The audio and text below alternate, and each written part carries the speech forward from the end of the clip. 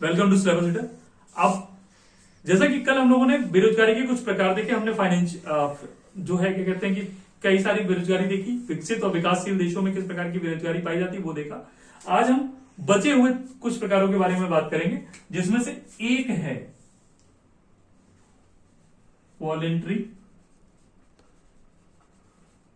Unemployment, जिसको हम ऐच्छिक बेरोजगारी कह सकते हैं।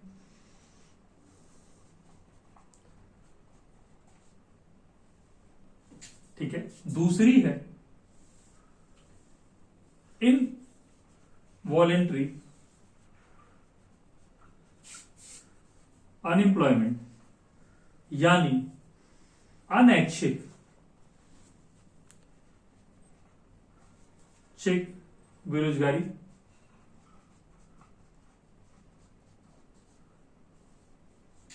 तीसरी है नेचुरल यानी प्राकृतिक अनएम्प्लॉयमेंट यानी प्राकृतिक बेरोजगारी। तो सबसे पहले हम बात करेंगे वॉलेंट्री यानी ऐच्छिक बेरोजगारी की। ऐच्छिक बेरोजगारी क्या होती है?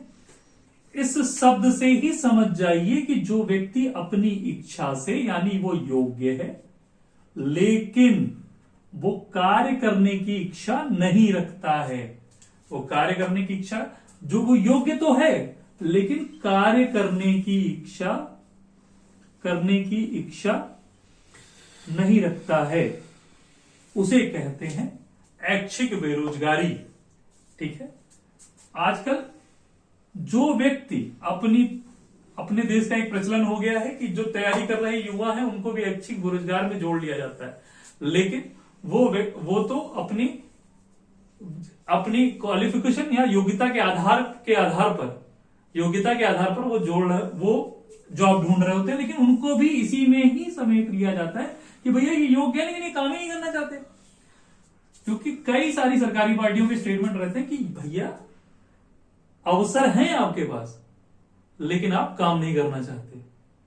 ठीक है, नेक्स्ट देखते हैं।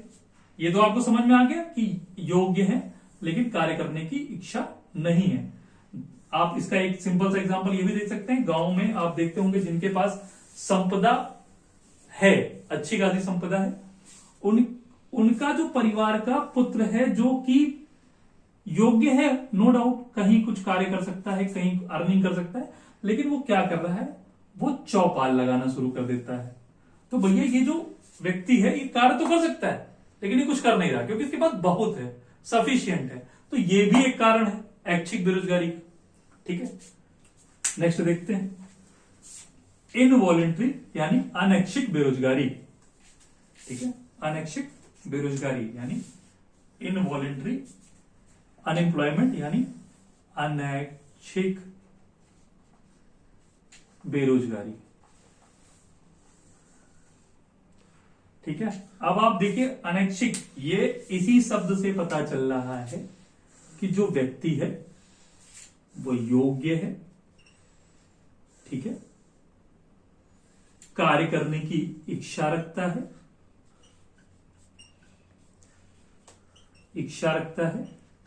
ठीक है, और तीसरा वो तत्कालिक मजदूरी दर पर या जो वेजेस हैं उन पे कार्य करने की इच्छा रखता है लेकिन फिर भी उसे काम नहीं मिल रहा। तो ये क्या कहलाएगी? अनैच्छिक बेरोजगारी। मतलब व्यक्ति तो इच्छा रखता है लेकिन उसे कार्य नहीं मिल रहा। ठीक है, इसके कई सारे कारण हो सकते हैं, लेकिन एक मेन दो जो रीजन है वो ये है कि हो सकता है कि आर्थिक वृद्धि स्लो हो यानी ग्रोथ रेट स्लो हो। तो ग्रोथ रेट स्लो होगी तो ऑब्वियस सी बात है प्रोडक्शन कम होगा तो एम्प्लॉयमेंट कम जनरेट होगा। सेकेंडरी यहां क्या है कि एम्पावरमेंट, देखिए जैसे एम्पावरमेंट भी एक इसका रीजन हो सकता है कि एम्पावरमेंट जो की जा रही है हर सेक्टर में, कि देखिए जैसे जो वर्कफोर्स बढ़ाने के लिए हम एम्पावरमेंट दे रहे हैं, मतलब महिलाओं का शामिल करना हर क्षेत्र में, वो भी एक इसकी अनैच्छिक बेरोजगारी का एक दर है, क्योंकि हमारे पास जो व्यक्ति हैं वो ज्यादा हो गए हैं। ठीक है। सेकेंडली, जनसंख्या भी इसका एक मेन, अगर देखा जाए तो जनसंख्या भी इसका एक मेन रीजन हो सकता है। ठीक है। नेक्स्ट देखते हैं, नेचुरल अनएम्प्लॉयमेंट क्या होती है, प्राकृतिक बेरोजगारी क्या होती है। सिंपल सी बात है, नेचुरल अनएम्प्लॉयमेंट की बात करें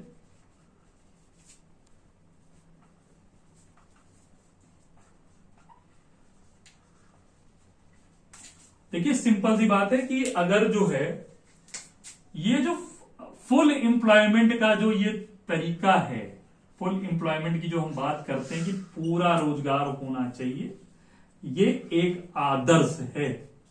ठीक है, ये एक आदर्श है, एक आदर्श की स्थिति है। लेकिन अगर जो है एक अर्थव्यवस्था में 2 या 3% की बेरोजगारी दर चल रही है, तो उसे एक प्राकृतिक बेरोजगारी कहा जा सकता है।